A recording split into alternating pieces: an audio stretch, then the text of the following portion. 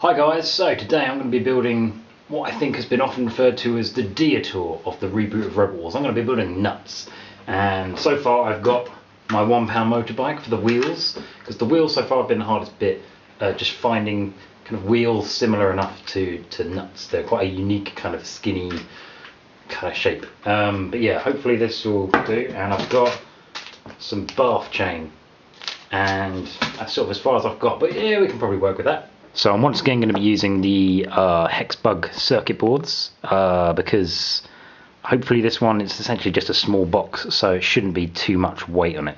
So I'm going to be using these little bits of Lego here, which fit very, very well in here and slot perfectly into here. By the way, all this Lego is from an advent calendar that I had last year. I'm not a barbarian, I wouldn't destroy Lego like that.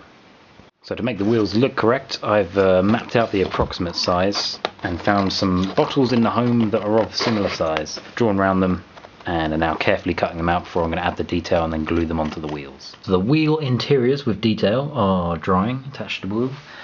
We've got the exterior ones, and I've made up these as it's going to be Series 8 nuts. I've done a terrible thing. This was the multi-bore release. I'm really sorry, but I need it for the frame to go round nuts, so that it's got the frame. I don't know how else to make it, to be honest, so you know, all good things must come to an end. Right, so now I'm just doing a net for the basic shape of the box. I've got to figure out how to sort of hover this in the middle of the box, and I've made that go red. I've made it go red, apparently. As you can see, I'm working long into the night on this one now. I've got the motor in place, and I've got to sort of simultaneously put these in, close these up, put the wheels on, hold them on one at a time, then kind of build the box around it, then add my frame, and while I'm waiting for that all to dry, I can find a way to actually secure these onto there. And then the flails, I've just put these little bits of rubber from the I don't know what it was really, rubber thing that was the drum spinner on Concussion. So it's going okay, although it does look a little bit on the podgy side. Yeah, just a little bit. I don't know, the box just looks a bit, but you know, we'll make it work. I've hit a snag.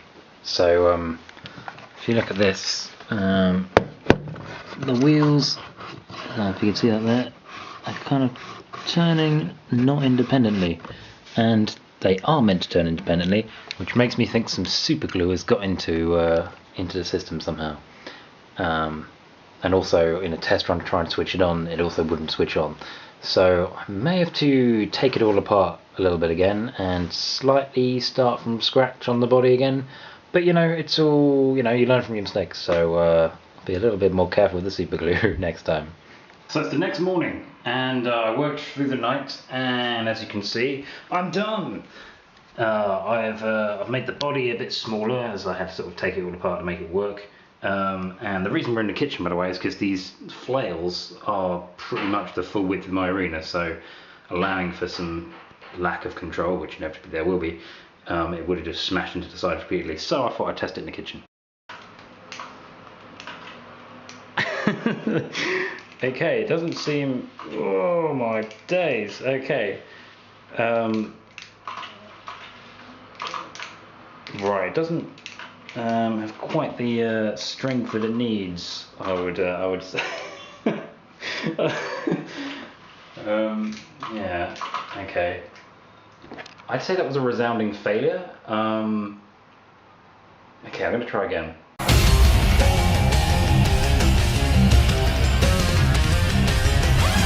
So I think the problem is essentially a ratio thing. So the skateboard wheels are absolutely tiny, obviously, and I've put these massive, great motorbike wheels on here. So when it's not touching anything, you can get up to a fair decent speed. But you notice the amount of acceleration there. It takes a while to get up that fast. And coupled with the fact that this wheel is a little bit wibbly wobbly, so that's about as fast as that one even goes. And it doesn't seem to like forward at all. Yeah, it doesn't like it. Actually, let's just try the surface quickly. Just on the freaky off chance that this would work.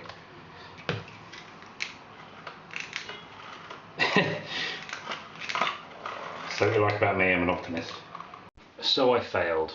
I think it would be fair to say, when it comes to motor choice, You chose poorly.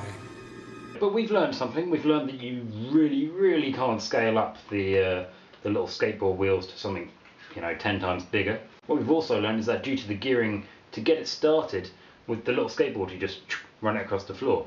But obviously, those little revolutions are incredibly quick, and like the scaled up speed for this, I definitely couldn't do by running it along the floor. So I had to get a drill and kind of just rub a bit against here until this wheel was basically going psychotic, and then eventually it actually decided to start.